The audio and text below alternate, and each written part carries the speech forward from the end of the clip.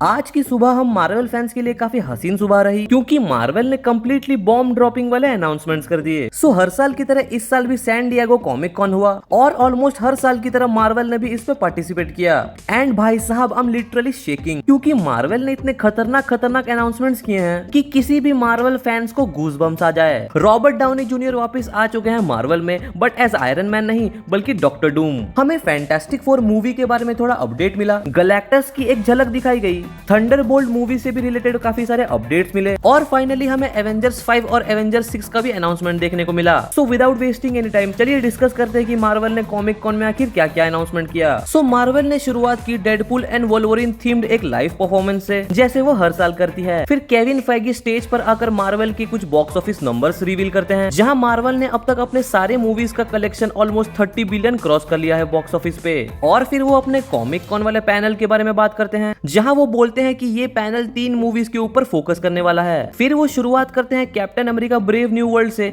जहां उन्होंने एक नया फुटेज दिखाया है। फिर पूरी कास्ट आ गई और सबने अपने कैरेक्टर्स के बारे में डिस्कस किया, जहां जियान कार्लो एस्पोसिटो ने अपने रोल के बारे में थोड़ा बात की, जहां उन्होंने बताया कि वो सेथ वल्कर साइड वाइंडर का रोल प्ले कर रहे हैं, जो कि लीडर होता है सरपेंट सोसाइटी का। सो एक हिसाब से ये ऑलमोस्ट कंफर्म हो चुका है कि हमें सरपेंट सोसाइटी का भी इन्वॉल्वमेंट इस मूवी में देखने को मिलेगा। देन उन्होंने इस मूवी के प्लॉट के बारे में थोड़ा बात किया, जहां उन्होंने बताया कि एडामेंटियम काफी इंपॉर्टेंट रोल प्ले करने वाला है इस मूवी में, और ये एडामेंटियम सीज किया गया है जापान से, इसीलिए जापान का भी इन्वॉल्वमेंट इस मूवी में हमें देखने को मिल रहा है। फिर captain America brave new world का एक और नया फुटेज दिखाया जाता है, और उस फुटेज के बेसिस पे थंडरबोल्ट रॉस बात कर रहा होता है टियामट के बारे में, और टियामट वो सेलेस्टियल है जो अर्थ से आधा अधूरा ऐसा बाहर निकला हुआ है। और उस फुटेज में एक ऐसा सीन है जहाँ रेड हल्क स्टेज पे खड़ा होता है और वो दुनिया के सामने खुद को रेड हल्क रिवील करता है। मानो ना मानो, बट मेरी expectations captain America brave new world से कुछ ज्यादा ही बढ़ती जा रही है। फिर अगला अनाउंसमेंट होता है थंडरबोल्ट्स का, जहां पूरे कास्ट को स्टेज पे बुलाया जाता है और सभी कास्ट मेंबर्स ने अपने कैरेक्टर्स के बारे में थोड़ी थोड़ी बात की, जहां जूलिया अपने कैरेक्टर वैलेंटीना के बारे में बात करते हैं कि कैसे वैलेंटीना को पावर और कंट्रोल चाहिए और वो कैरेक्टर मार्वल में मचाना चाहता है। फिर डेविड हार्बर स्टेज पे आते हैं एज रेड गार्डियन, जहां उन्होंने रेड गार्डियन का एक अपडेटेड सूट पहना हुआ है। फिर थंडरबोल्ट्स का एक छोटा सा क्लिप दिखाया जाता है, जहां येलेना रेड गार्डियन के घर आकर उससे मिलती है, उसे पापा बुलाती है और उससे थोड़ा सा बातचीत करती है।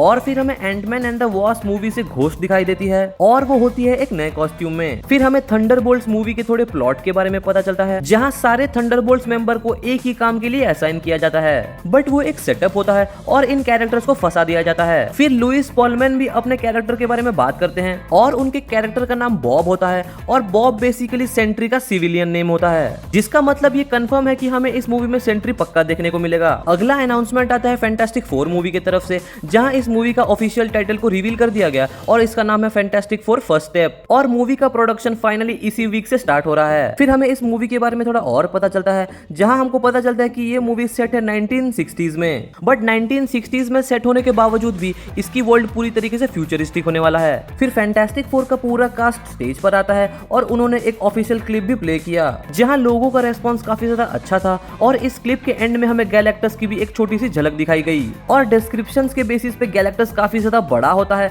और वो बिल्डिंग्स को चीरते हुए ऊपर आने लगता है। गैलेक्टस एक काफी ज्यादा पावरफुल कॉस्मिक बीइंग है, और मैं चाहूंगा कि गैलेक्टस किसी भी मार्वल के फेज का एक बिग बैड के विलन की तौर पे निकल कर आए। फिर हमें कंफर्म किया जाता है कि हमें फैंटास्टिक फोर दोनों ही एवेंजर्स के आने वाले मूवीज में देखने को मिलेंगे, और अगर हम एवेंजर्स की बात ही कर रहे हैं तो फाइनली रूसो ब्रदर्स आ चुके हैं एवेंजर्स 5 और एवेंजर्स 6 को डायरेक्ट करने के लिए, और हमें दोनों ही एवेंजर्स मूवी के टाइटल अनाउंसमेंट दिखे, जहां एवेंजर्स 5 को कैंग डायनेस्टी से हटाकर डूम्सडे कर दिया गया है, बट एवेंजर्स 6 अभी भी सीक्रेट वॉर्स है। सो फाइनली मार्वल ने कैंग वाले स्टोरी लाइन को ड्रॉप करके डूम वाले स्टोरी लाइन को पकड़ लिया है, और हमें स्टेज पे बहुत सारे डॉक्टर डूम्स एक साथ देखने को मिलते हैं। बट आउट ऑफ नोवेयर हमारे सामने आ जाते हैं Robert Downey Junior as Doctor Doom, और ये देखने के बाद जिस लेवल का गूज़बम्स आया ना, मुझे मैं बता नहीं सकता। और इसी चीज को देखकर मुझे एक डायलॉग याद आ गया कि you either die a hero or see yourself become a villain. Robert Downey Junior जो कि प्ले करते थे one of the most loved hero Iron Man, और अब वो प्ले करने वाले हैं one of the most feared and one of the most hated villain doctor Doom को।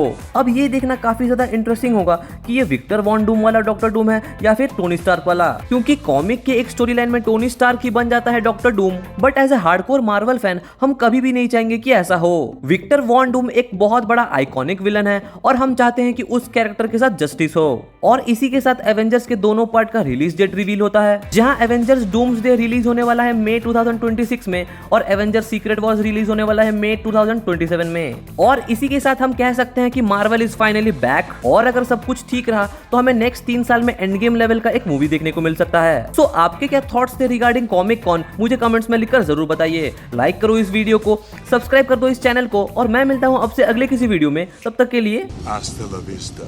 baby.